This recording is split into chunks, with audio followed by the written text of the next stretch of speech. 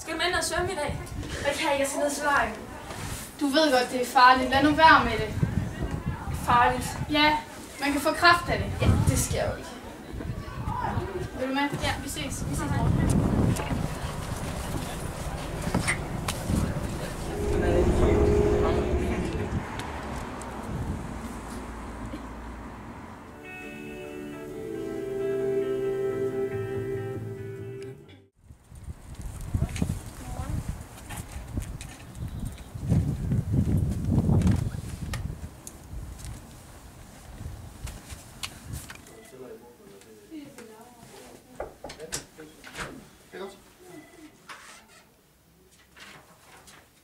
Sara Jensen? Ja. Hej. Hej. Birgitte Schmidt? Hej. Følg du med her? Tak.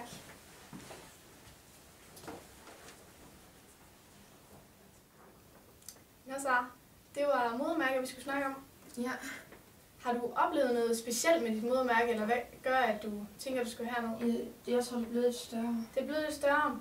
Ved du hvad, det ser vi på. Har du haft mange solskoldninger sådan i løbet af dit liv? Nej. Det har du ikke? Og har du let ved at blive brun, eller? Sådan, ja. Sådan rimelig let. Har dine forældre haft modermærkekræft, eller? Nej, det har de ikke. Det har de ikke? Heller ikke hudkræft? Nej. Nej. Så lige en sidste ting. Går du i solarie? Ja. Det gør du. Ved du hvad, det ser vi på. Hvor sidder det henne? Her på ryggen. På ryggen. Hvis du lige tager trøjen af, så tager jeg lige nogle handsker på, og så kigger vi på det.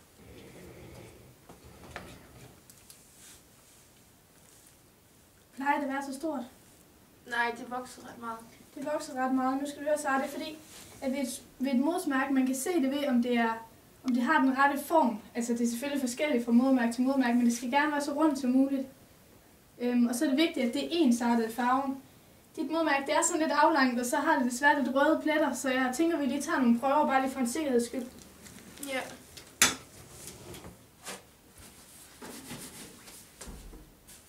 Nå, så fik vi taget prøverne her, ved du hvad? Så sender jeg dem ind, og så får vi svar på dem i løbet af en 14 dages tid. Og så vil jeg rigtig gerne, at du tager din mor og far med herind. Vi skal nok sende et brev til jer, hvornår det er. Og så får vi svar på prøverne. Super. Tak for i dag. Selv tak. Kom godt hjem. Tak skal du have.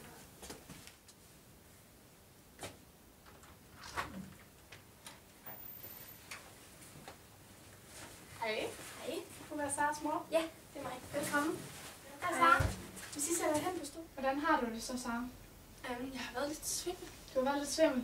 Ja. Har I fået snakket om det derhjemme og sådan? Ja, det har I godt igennem. Ja. Det har jeg. Super godt. Hvad hedder det? Jeg har fået svar på prøverne, og de viser positiv Magnum Malanum, hvilket betyder modermærkekræft.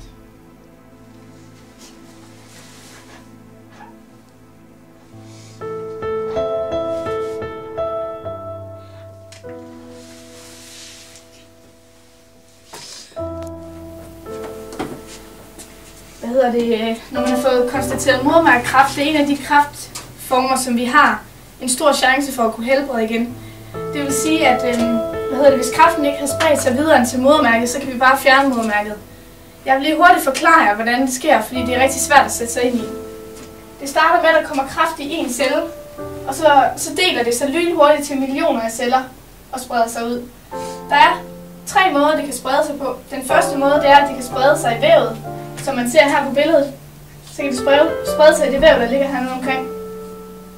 Mulighed nummer 2 er, at det kan gå ud i lymfekirtlerne, dem der fører væske rundt til cellerne, og så sætte sig der og danne sig som lymfeknuder, f.eks. under armene eller ved halsen. Men det er også noget, vi har mulighed for at fjerne, hvis det er sådan, det bliver opdaget. Den tredje mulighed er, at det via lymfekirtlerne kan gå til blodet og med blodårene rundt til organerne. Det kan f.eks. sætte sig i lungerne, det kan sætte sig i leveren, og det kan sætte sig i hjernen. Jeg håber selvfølgelig ikke, at det er gået så vidt, men hvis det er, så det gælder bare om at få det opdaget så hurtigt som muligt, så vi har fået en tid til dig på sygehuset, så du lynhurtigt kan komme hen og få det tjekket, og så de kan sætte dig i en behandling. Om du skal have kemo eller hvad du skal, det kan jeg ikke svare dig på endnu. Og det kan også være, hvilket jeg selvfølgelig håber, at vi er så heldige, at det ikke har spredt sig videre til modermærket, og at du kan få det fjernet med det samme.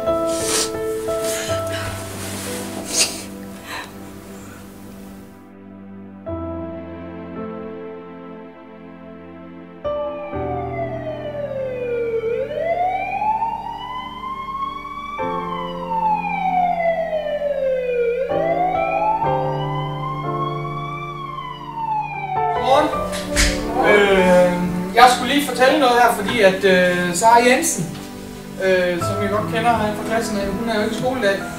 Og hun er altså ikke kommet i dag, fordi hun lige har fået konstateret hudkræft. Så hun er lidt nedtryktere til videre undersøgelser. Så, men de har konstateret, at de har en teori om, at det er fordi, hun har taget alt for meget sol.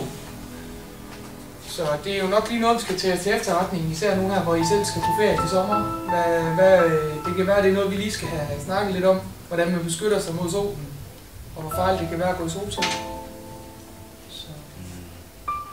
Men hvis der er nogle spørgsmål, så er I velkommen til at stille.